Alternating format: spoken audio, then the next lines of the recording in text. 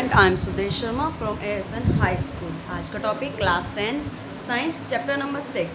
Chapter number 6 में हमने बहुत सारे लाइफ प्रोसेस के बारे में पढ़ा है। सबसे पहले न्यूट्रिशन पढ़ा, फिर रेस्पायरेशन, फिर उसके बाद हम आज पढ़ेंगे इसका लास्ट टॉपिक एक्सक्रीशन। हमने सारे लाइफ प्रोसेस में पढ़ा था about the activity of our body. हमारी बॉडी में बहुत सारी एक्टिविटीज़ होती हैं, बहुत सारी मेटाबॉलिक एक्टिविटीज़ होती है, तो बहुत सारे टॉक्सिक मटेरियल निकलता है जिसे टाइम टू टाइम बॉडी से बाहर निकालना बहुत ज़रूरी होता है।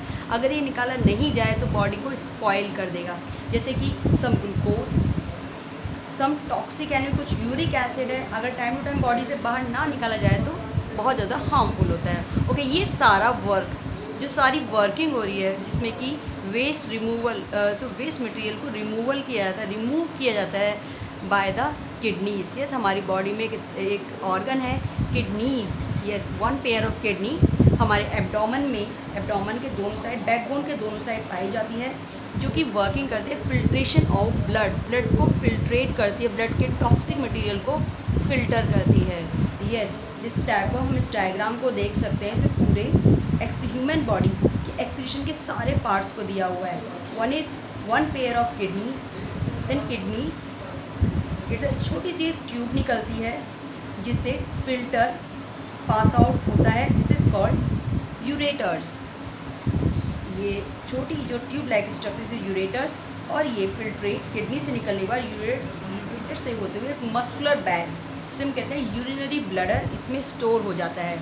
यूरिनरी ब्लडर मस्कुलर है, डिपेंडेंट आवर नर्वस सिस्टम, हमारे नर्वस सिस्टम से कनेक्टेड होता है। तभी हम अपनी यूरिन को थोड़े टाइम तक रोक पाते हैं विद आवर माइंड। और यहाँ से यूरिनरी ब्लडर से होते हुए यूरेथ्रा के थ्रू बॉडी से टाइम टू टाइम बाहर निकाल दिया जाता है।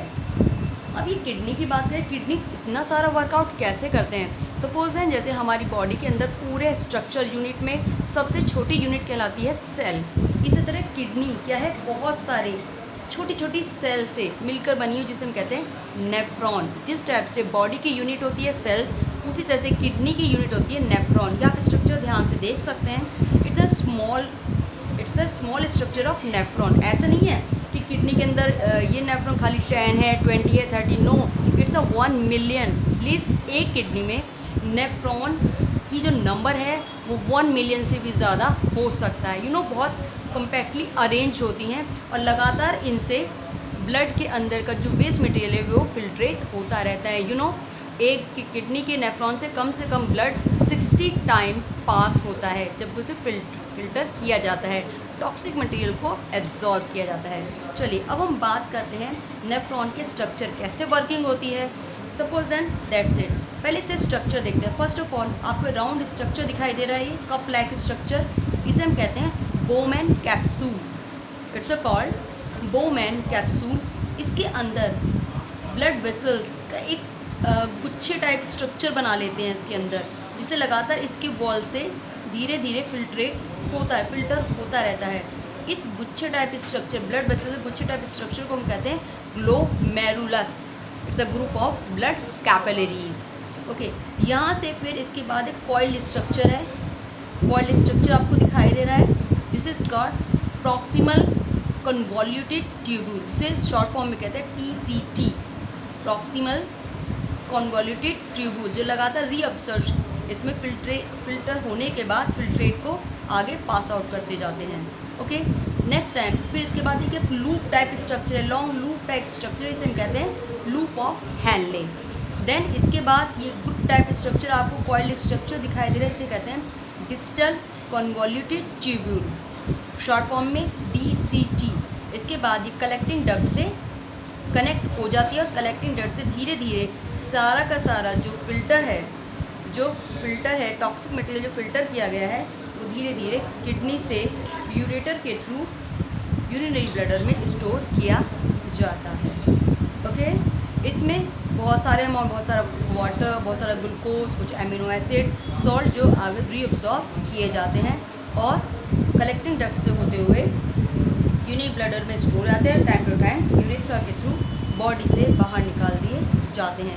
यूरिनरी ब्लडर हमारे नर्वस सिस्टम से कनेक्ट होता है, इसलिए हम यूरिन को थोड़े टाइम तक रोक पाते हैं और टाइम टू टाइम से रिमूवल करते हैं। लेट्स आज के लिए सिर्फ इतना ही। इसी टाइप से चले। इसी टाइप से प्लांट्स में भी कुछ एक्सक्रीशन होते हैं। कैसे हम सोच सकते हैं कि हमारे अंदर तो किडनीज पाई जाती हैं, क्या प्लांट में भी ऐसा कुछ पाया जाता है? यस, कुछ डिफरेंट स्ट्रेटजीज होती हैं। वो भी वेस्ट मटेरियल को अपनी बॉडी से रिलीज करते हैं। कैसे वेस्ट मटेरियल कैसे रिलीज करते हैं? You know that by first of all excess water को ट्रांसपीरेशन के थ्रू गेट राइट करते हैं, छुटकारा पा लेते हैं, या फिर बॉडी से रिमूव कर देते हैं। और कुछ पार्ट्स को जैसे कि लीव सूख जाती हैं, उनके थ्रू वेस्ट मटेरियल बाहर निकाल दिया जाता है, ठीक है। और कुछ प्रोडक्ट जैसे स्टोर हो जाते हैं रेजिन्स और गम्स के रूप में ओल्ड जाइलम में, जिसे हम स्टेम को काट के बाहर निकाल लेते हैं, वो भी क्या है, वेस्ट मटेरियल तो होता है। और कुछ ना कुछ पार्ट भी जैसे कि छोटी छोटी टहनियाँ टूट गई, ब्रांचेस टूट गई हो, उसमें उसके रूप में सबस्टांस को रिमूव करते रहते हैं। ओके, आज के लिए सिर्फ इतना ही। आई श्योर कि आप सबको समझ आएगा। Thank you so much. Have a nice day.